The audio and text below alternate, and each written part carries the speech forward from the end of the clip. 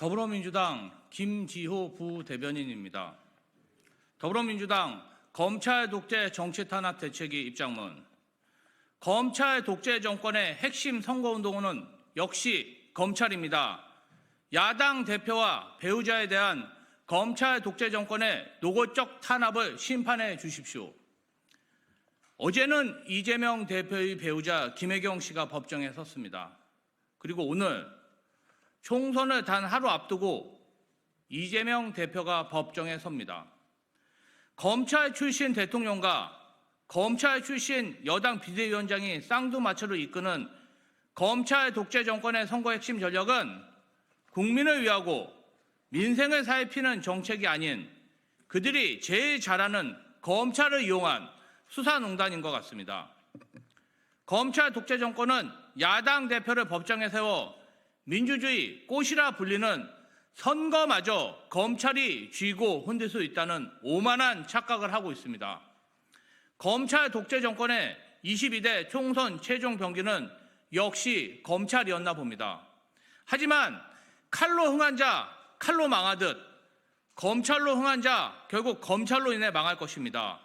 검찰 스스로 벌인 무도한 짓으로 인해 검찰 독재 정권은 반드시 심판받고 몰락할 것입니다. 국민께서 단호하게 검찰 독재 정권을 심판해 주십시오. 국민의 심판으로 주가 조작으로 23억가량의 수익을 얻은 의혹이 있는 대통령 배우자 김건희, 고발 사주 윗선과 공범 혐의자인 대통령 윤석열, 여당 비대위원장 한동훈을 비롯한 검사들의 범죄 의혹을 끝까지 밝히겠습니다. 2024년 4월 10일은 대한민국이 검찰에 위한 국가가 아니라 국민에 의한 국가임을 천명하는 날이 될 것입니다.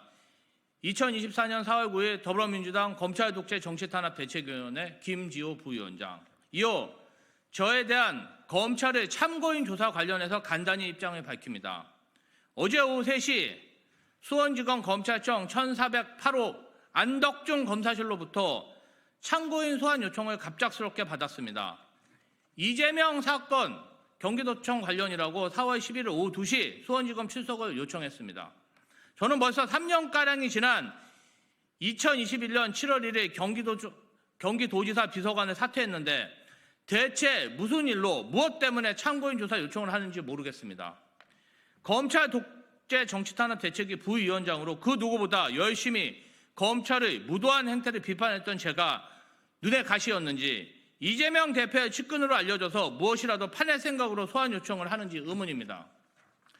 저는 2024년 4월 11일 오후 2시에 1408호 안덕중 검사실 소환조사도 당당히 받고 지난주 제가 지적한 이화영 전 경기도 평화부지사를 회하기 위해 연어 소주 파티를 벌이는 의혹이 있는 수원지검 1313호 검사실 바로 앞 창고라는 세미나실이 있는지도 간 김에 확인해보고 싶습니다. 검찰청에서 명백한 허위라고 했으니 제게 1313호 검사실 바로 앞 창고를 보여주지 않을 이유는 없을 것 같습니다. 반드시 확인하고 싶습니다. 검찰 독재 정치 탄압 대책위 부위원장으로 검찰 독재 정권의 그 어떤 탄압도 피하지 않고 당당히 맞서겠습니다. 2024년 4월 9일 더불어민주당 검찰 독재 정치 탄압 대책위원회 김지호 부위원장.